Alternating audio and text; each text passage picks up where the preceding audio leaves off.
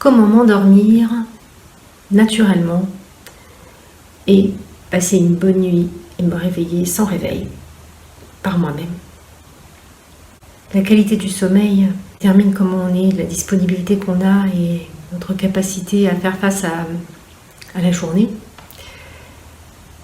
Alors, pour les yogis du son, il y a une façon de voir qui est de considérer les différents niveaux de notre être. Donc, d'abord le corps.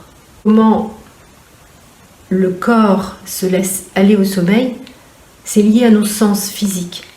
Donc, il n'y aura sommeil que quand tous les sens seront à zéro. Ça veut dire que toutes les excitations, évidemment, visuelles, sonores, etc., ne conduisent pas à l'endormissement.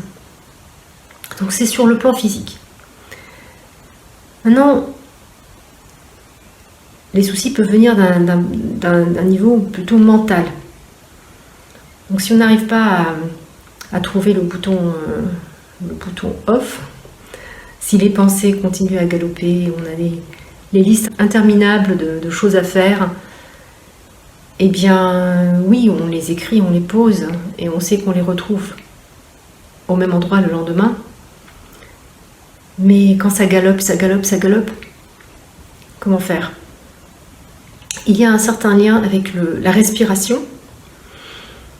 Vous remarquerez peut-être, si vous faites attention, qu'on respire plus d'une narine que d'autres et qu'il y a des cycles dans la journée qui changent. Donc si on a vraiment la narine qui alimente plus le cerveau gauche, vraiment celui qui va exécuter, qui est celui qui galope, l'analytique, si c'est cette narine-là qui est plus ouverte, eh bien c'est là qu'on a du mal à arrêter le mental. Donc une bonne technique est de se coucher de l'autre côté et induire l'odeur du lait en mettant un petit peu de beurre ou un petit peu de ghee dans les narines. Ça peut vraiment suffire à induire l'endormissement.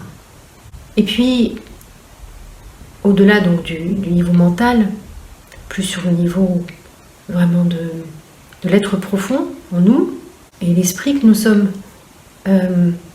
là, réellement en yoga du son, il y a des choses qui sont possibles en termes de choix d'humeur. Donc dans les diverses compositions qui sont proposées, qui correspondent à l'humeur dans laquelle on peut se trouver, il y a une certaine sélection parmi les 60 que nous connaissons en yoga du son, dans la tradition nanakienne, qui sont particulièrement intéressantes pour ce moment de la journée, au moment où on se laisse aller, avec des thématiques de prise de recul sur sa journée, le bilan de ce qu'on a appris de sa journée. C'est une certaine humeur particulièrement intéressante à ce moment, qui porte le nom de Gauri Purbi. Et il y en a d'autres aussi qui s'apparentent un petit peu à des berceuses en fait. Voilà, une maman qui berce son enfant et non seulement elle le berce pour le calmer, mais aussi elle lui transmet son expérience. Et là on parle d'un rag qui s'appelle Gauri Dakani.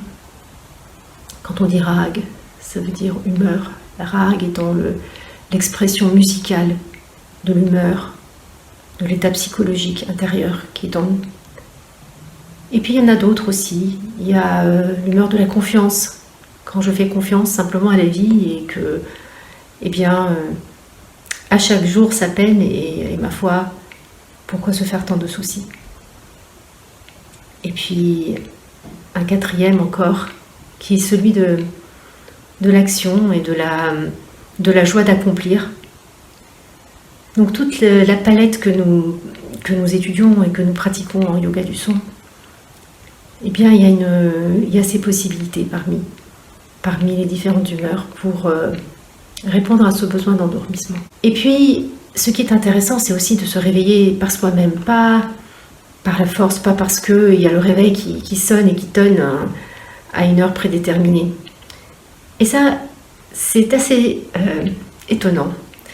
Mais si le soir, on se programme soi-même, si on se dit, voilà, je voudrais me lever à telle heure, et on se le dit simplement, calmement, c'est comme un petit peu comme un petit contrat qu'on passe en soi intérieurement.